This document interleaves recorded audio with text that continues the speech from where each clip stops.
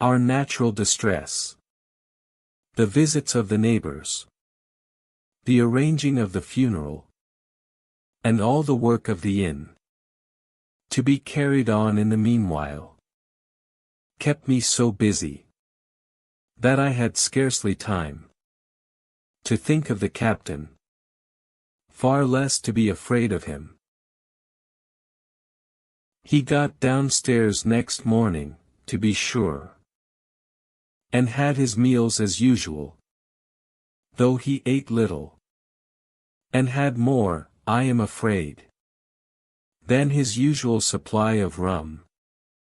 For he helped himself out of the bar. Scowling and blowing through his nose. And no one dared to cross him. On the night before the funeral. He was as drunk as ever. And it was shocking. In that house of mourning. To hear him singing away. At his ugly old sea song. But weak as he was. We were all in the fear of death for him. And the doctor was suddenly taken up with a case many miles away. And was never near the house after my father's death. I have said. The captain was weak. And indeed. He seemed rather to grow weaker. Then regain his strength. He clambered up and down stairs. And went from the parlor to the bar and back again. And sometimes put his nose out of doors to smell the sea. Holding on to the walls as he went for support. And breathing hard and fast. Like a man on a steep mountain. He never particularly addressed me. And it is my belief. He had as good as forgotten his confidences. But his temper was more flighty. And allowing for his bodily weakness. More violent than ever.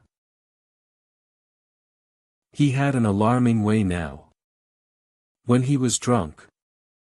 Of drawing his cutlass. And laying it bare before him. On the table. But with all that. He minded people less. And seemed shut up in his own thoughts. And rather wandering. Once, for instance. To our extreme wonder. He piped up. To a different air. A kind of country love song. That he must have learned. In his youth. Before he had begun. To follow the sea. So things passed until. The day after the funeral. And about 3 o'clock. Of a bitter, foggy, frosty afternoon. I was standing at the door for a moment. Full of sad thoughts about my father. When I saw someone drawing slowly near. Along the road. He was plainly blind. For he tapped before him with a stick. And wore a great green shade over his eyes and nose. And he was hunched. As if with age or weakness. And wore a huge old tattered sea cloak. With a hood. That made him appear positively deformed. I never saw in my life a more dreadful-looking figure. He stopped a little from the inn. And raising his voice in an odd sing-song. Addressed the air in front of him. Will any kind friend inform a poor blind man, who has lost the precious sight of his eyes, in the gracious defense of his native country, England?